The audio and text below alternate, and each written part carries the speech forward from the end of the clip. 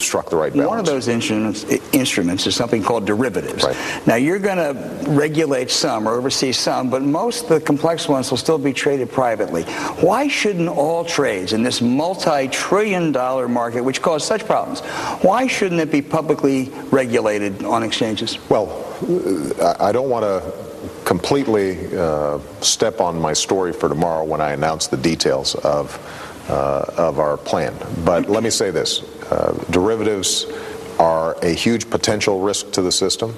We are going to make sure that they have to register, that they are regulated, that you have clearing houses so that everybody knows what people's various positions are. Right now, you've got an entire shadow system of enormous risk.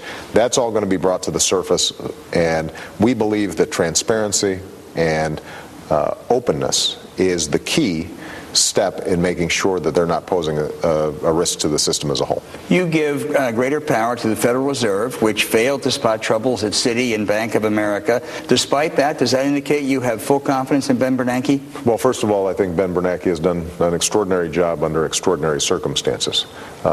Point number two is we have to have somebody who is responsible for seeing the risks of the system as a whole and not just individual institutions. And we think that the Fed is best positioned to do that. Now, it already has some of that power, but it doesn't have all of it. The other thing that it's lacking right now is the resolution authority, so that when a single institution like an AIG breaks down or a bank holding company breaks down, there's a ability to unwind that individual institution without bringing down the entire system as a whole. And so in some cases we're expanding modestly the Fed's powers.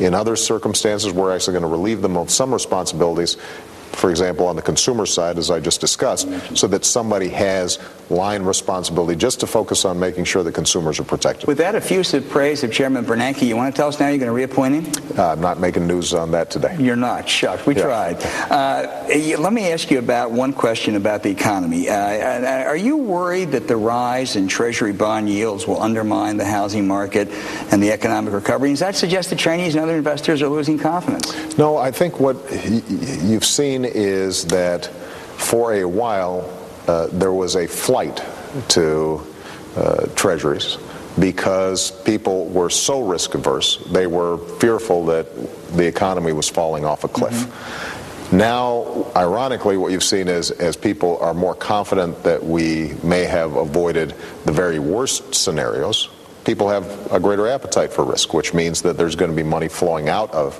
treasuries, and people are going to start putting money in other investments that provide higher yields. And that also means that yields on treasuries are going to go up. I am concerned about the long-term issue of our structural deficit and our long-term debt, because if we don't get a handle on that, then there's no doubt that at some point, whether it's the Chinese, the Koreans, the Japanese, whoever else has been snatching up treasuries, are going to decide that this is too much of a risk. And so that's why it's so important for us to get a handle on our long-term structural deficit. And the key to that, as I've been discussing over the last several weeks, is healthcare reform. That's the single biggest driver of our federal deficit. If we don't get a handle on that, we're not going to get a handle on these problems generally. Question in a minute, Mr. President. But talking about that deficit, with the changed circumstances, can you still promise that when you address that, as you are addressing that, CBO projects $5.5 trillion over the next 5 years, that 95% of taxpayers will not have to pay higher taxes? I have said repeatedly that, first of all, we inherited a $1.3 trillion deficit, and we've got a structural deficit that has to be closed. We knew we were going to have to take some extraordinary steps to deal with this recession, and that's what we've been doing. But the long-term problem hasn't gone away.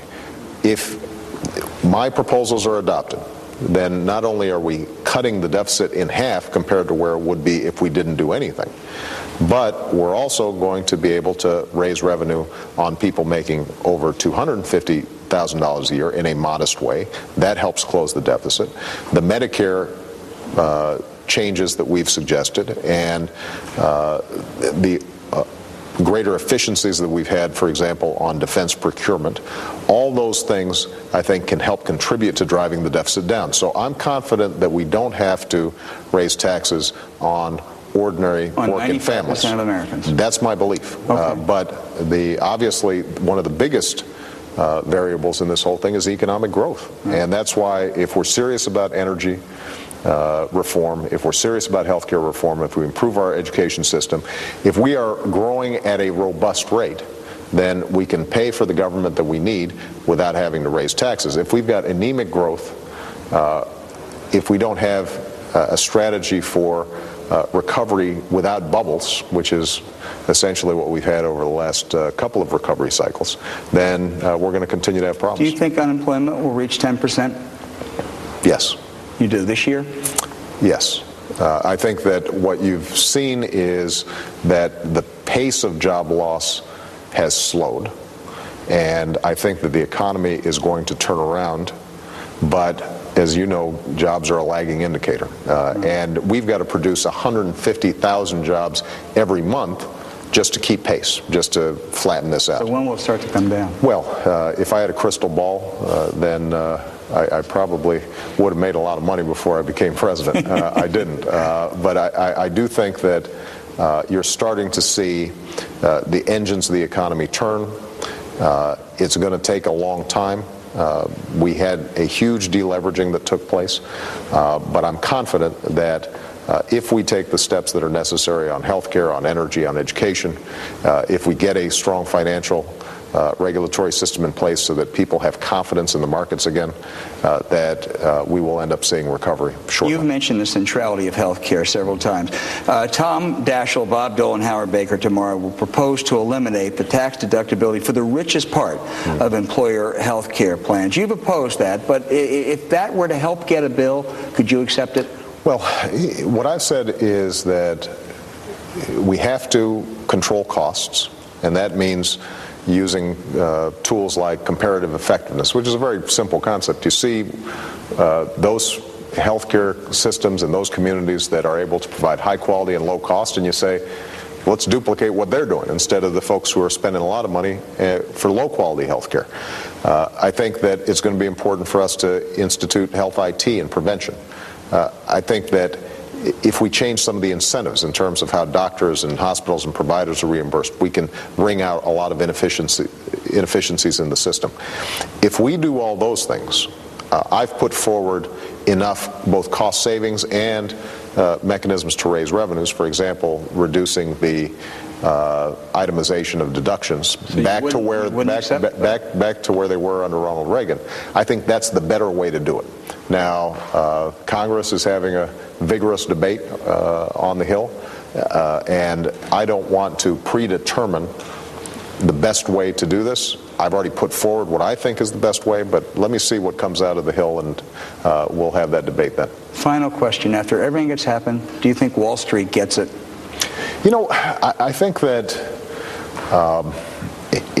Wall Street seems to maybe have a shorter memory about how close we were to the abyss than I would have expected. When I hear some of the commentary that's been creeping up about, it's time for government to get out of the economy and what's the Obama administration doing, I have to try to remind them all we're doing is cleaning up after the mess that was made. And as soon as this economy has stabilized, we want the free market to do what it does best, and that is produce jobs, invest. There are tons of great business opportunities that are out there that I think Americans are eager to take advantage of. But what I do think everybody should understand is that we now need some sensible rules of the road so that people aren't taking exorbitant risks that pose system-wide risks to the financial system, that when it comes to issues like executive compensation, shareholders should know what management is given themselves so that their interests are properly aligned. We think that it makes sense for consumers to know what they're getting into when they sign up for a credit card or a subprime loan, that credit agencies aren't self-interested when they're rating securitized products. So there are just a bunch of common sense reforms that I think we can make, and as soon as we get those in place, I am eager to make sure that we can refocus our attention on long-term challenges like improving our school system or our healthcare system. That should be the subject of my administration's attention. Mr. President, thank you very much. I hope we can do it again. I look forward to it. Thank you, sir. Thanks, Al.